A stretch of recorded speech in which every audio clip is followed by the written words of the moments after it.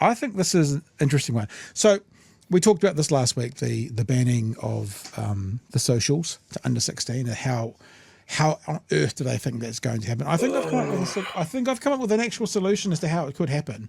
I'm not going to sit here as the parent of teenagers going social media is great and every child should have it at all times. There are real harms that come with it. And with the world of social media as well. But the question is always, like we heard someone say last week that, school kids at the moment are getting around their banning cell phones at school by taking their laptops into the playground.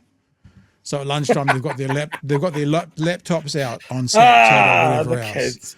So it's like what to actually do. I'm being serious here. I reckon I've got a solution. If we wanted to ban it, how the best effective way it would be. I'll give it to you once we get to the end of the story. Oh, that's the word from coalition partner ACT as National looks to ban social media for under 16s. It comes as a variety of industry leaders working with kids weigh in on the best solution. Abby Wakefield reports. We asked a doctor, a principal and a professor for their take. Sounds like the start of a limerick, doesn't it? Walked into a bar. Maybe not.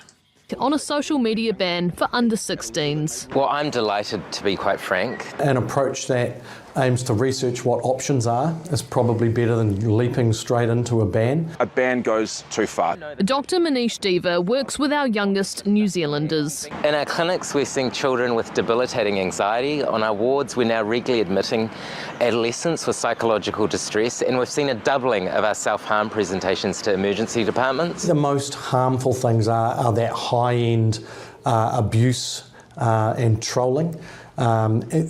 Pushing through into the bullying space. But this communications professor believes a ban would affect equity. If you're different, if you're gay, if you're an immigrant, you have a different relation to social media. It's the only space where you can be seen. The National Party initially put the ban forward as a private members' bill, leaving it up to chance for when it would be drawn and debated. But in the last 20...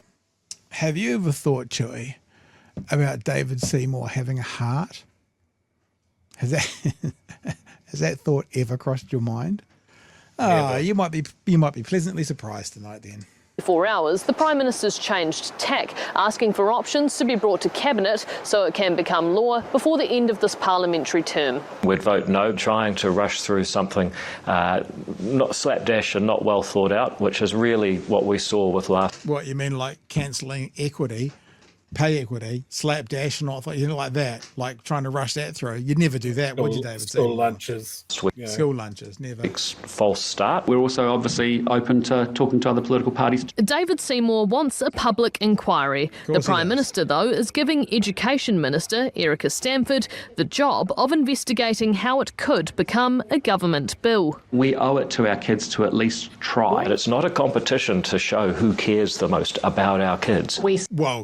Because you'd never win that. Yes, we don't. If it was a competition, David, you're coming last. So probably good for you to not say, hey. It's like the fastest kid at school comes up and I'm like, but we're not going to have a running race to decide who gets it. Because we're not.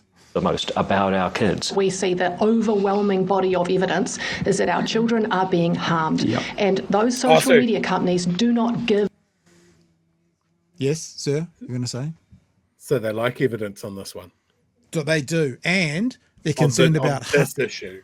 They're concerned about harm. Now, all that other stuff that they've done that's harmed, whether it's school lunches or whether it's changes to the financial security of children's mothers, or whether it's not allowing people as much into spaces if they lose their homes. None of those harms have been high enough on their agenda to cause change. But apparently for some reason, some might say a distractionary reason, Chewie, because we're coming up to a budget and we want to be able to have parents say, oh, look at that government doing so well to protect our kids. All of a sudden, harm and evidence are the things we're looking for. A damn about our kids. We, all have soft hearts. Oh, prove it. How soft? We all have soft hearts, Chewie. We all have soft hearts. And then he Not goes, for you, "Nyeh, David." nyeh, nyeh, nyeh," and glitches out, apparently, because something happened to the wiring in the back of his head. About our kids. We, all have soft hearts, but we've got to make sure the softness in our hearts doesn't extend up to our heads. While there are differing views, you can just tell he has never once in his life tried to draw an analogy about empathy with the heart, because you don't want the soft heart to give you a soft head. I mean, This needs to be tested scientifically. I want David Seymour's heart and his brain on my desk by end of week, and I will poke both and see which is softer. After About our kids. We, all have soft hearts, but we've got to make sure the softness in our hearts doesn't extend up to our heads. while there are differing views inside and out of Parliament, there's a lot of work ahead to find the best way to protect our young people. Abby Wakefield, One News. Thank you, Abby. Okay, Chewie.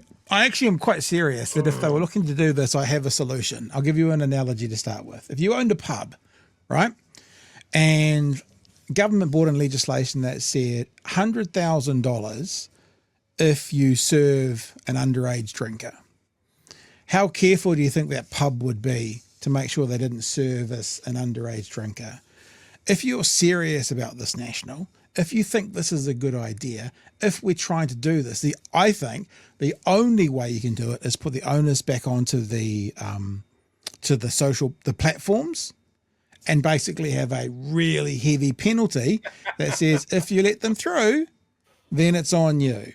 That's what I mean. Like, I know everyone's going to go, "Oh, we're stupid," but I reckon there's no other way you can do it other than to make the platforms be culpable if anyone who's 16 gets onto them, 15. So there's been lots of issues that this government has talked about with social media, and certainly overseas you've seen lots of issues with just unethical shit that they've all been up to. I think it's adorable that our government thinks that they are going to be able to get the social media platforms to go along with this, and they haven't been able to get the social media platforms to go along with anything else before. Like, there's already T's and C's specifying an age. You just change your birthday. Yep. Like, how is it going to be enforced? How is it going to be proven? What are the mechanics of this? Like, and if we're talking about, kids are being harmed by social media, and I have no doubt that they are, why aren't we talking about anybody else in our society? Facebook has turned our older generation's brains into fucking soup. They'll believe anything. Good point. So are they going to be protected?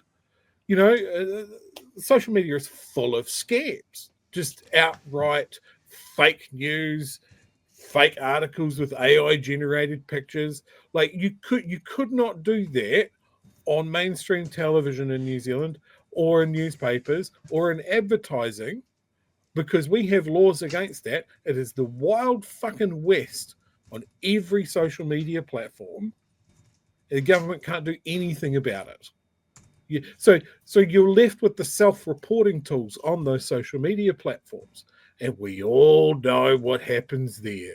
You submit a report. It's reviewed by an AI that goes, fucking, I can't see anything wrong with this. It's a literal call to violence against this section of society. Doesn't breach our community standards. So why is this going to be different in any other way? Like, this is the government want a nice, easy win here. We care about kids, and as you said, Pat, it's an undeniable truth that social media has negative effects for a lot of kids. Yeah, but it's also a really useful tool for connecting people as well. So do you chuck the baby out with the bathwater? I mean, like, I hear that, and look, I think that in living in today's day and age, that is correct. But there has always been small marginalised groups of teenagers that have also found community in other ways. I didn't play the TV3 story because I wanted to talk about David Seymour's heart. But on the TV3 story, I think they're talking to a psychologist, making the links towards extreme anxiety and bullying and that kind of stuff as well. I'll be real blunt now as a parent and stuff. Social medias are the devil for teenagers. They just are the devil.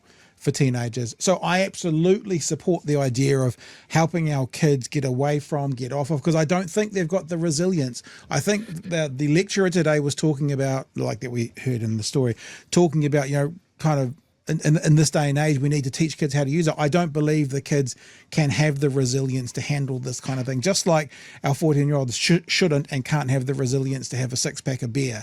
I just think they can't. And so I'm about finding an answer to this solution.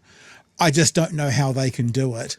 And I don't know, because even if I already know that even with my idea, so your older brother logs you in and then you're using your older brother's account. I know there's get arounds, but I support the conversation at the very least.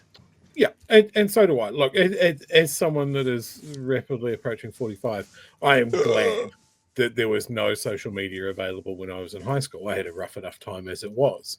At least that bullying stopped not far out of the school gate. Didn't follow me into my bedroom at all hours of the day and that sort of thing. I'm glad that didn't happen. After they got tired from chasing you down the street and they gave up and went back. Literally, in a couple of cases, yes. And I guess this comes to the crux of the matter, right? We agree that this is a problem. Do we think that this government has the ability to come up with a solution and implement it successfully? Yeah, that's the question. Is this a problem that is solved as easily as they think it might be with some sort of social media ban? Kids will work out how to get around it, like they've done with school, it? Like they've done with phones in schools. The kids who want to be on, they walk out of the classroom with their devices, with their laptops, with their Chromebooks, and they get online there. So absolutely, my view, and this is the harder view here, right? This is the world that they live in. Mm-hmm. Like, we're an internet connected, social media up to the eyeballs for good or not world. It's how we connect to each other. It's how we share our news. And we have so many problems with that. Like I said, it's the Wild West. These social media companies do not have our best interests in heart. This is not a tool set up for our sole benefit. We are a product, not a user. So that's a bigger question. Is this something that parents, need to know more about? Is this another awkward question that people need to have with their kids, and they're trying to navigate their way through that, which is something that didn't affect them at the same age? They have no experience of it. Like, older people have problems with social media as well. The amount of shit that has been stirred up, that is taken as fact by the older generations, that is just as much a problem, and I would say more to our democracy, Western democracy in total, than kids having anxiety. That's a much bigger topic, and I don't have any answers for that apart from cutting the internet cord and letting us regress to our base instincts. It'll be a tough 15 years. We'll be somewhat like the Thunderdome, but we'll come through it, and maybe that'll be worth it in the end. So you think that if the world was really like The Last of Us, that would be better for the anxiety of us? Is what you're saying?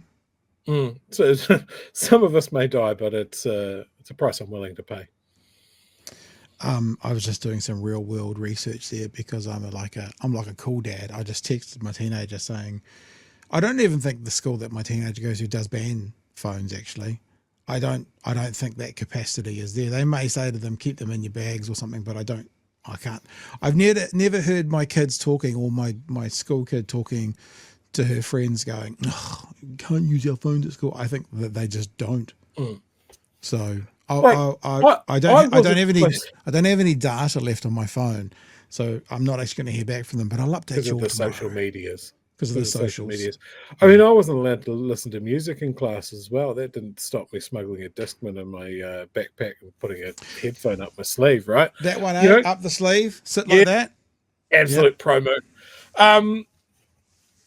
Like these are bigger questions, and I like everything that this government has done. I don't think they have the time or the understanding to come up with a proper answer. And so we're going to get some sort of censorship legislation that kids will take about 6 to 8 months to work out how to get around it, and then we're back to square one. Like, unless you're going to go to, what does that legislation look like? You're going to name the social medias and put an age gate on the internet as it comes into New Zealand? It's unworkable.